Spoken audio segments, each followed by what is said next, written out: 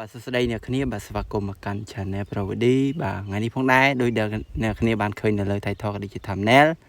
គឺខ្ញុំមកធ្វើការប្រាប់អ្នកគ្នាពីរបៀបនៃការយកតកកអ្នកគ្នាបាទអញ្ចឹងជាមួយនឹង event នេះគឺជា event ថ្មីទេអ្នកគ្នាបាទអញ្ចឹងអ្នកគ្នាដែល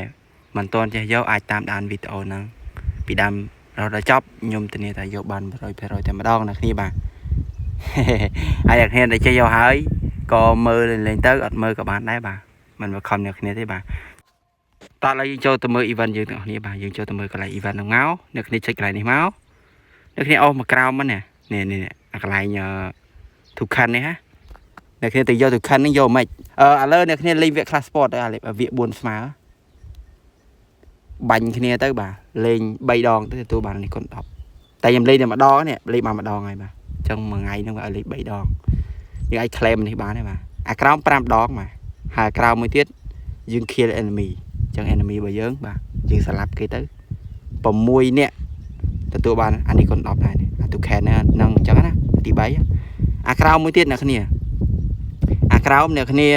kill enemy 10នាក់ទទួលបានទូខែននេះចំនួន10ដែរបាទហើយខាងក្រោមនេះទៀតខាងក្រោម play class sport ហ្នឹងអាវា4ស្មើហ្នឹងគ្នាយើងចាំតែ account ទៀត sorry ផងអ្នកគ្នាបើមាន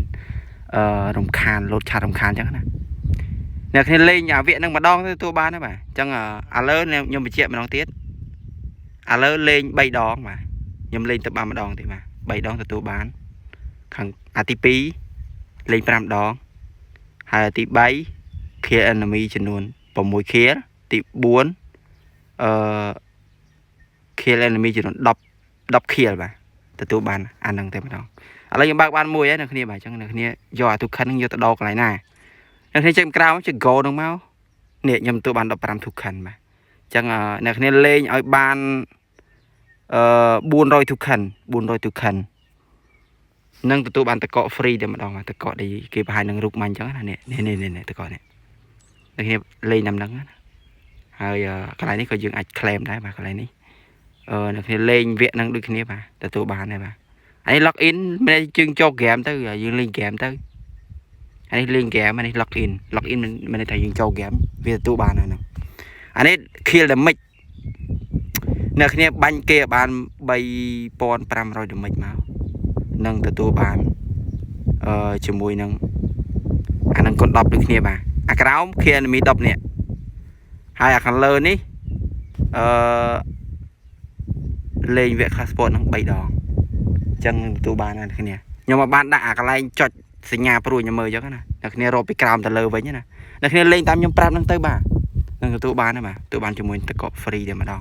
អញ្ចឹងវីដេអូហ្នឹងដូចជាអត់មានអីច្រើនដែរមានតែប៉ុណ្្នឹង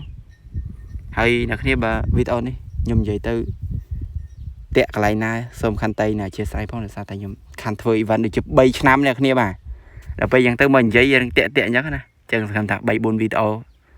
ក្រោយទៀតសង្ឃឹមថាតាក់ចោះអ្នកគ្នាបាទអញ្ចឹងអ្នកគ្នាបាយបាយវីដេអូនេះមានតែប៉ុណ្្នឹងបាយបាយជួបគ្នានៅវីដេអូក្រោយ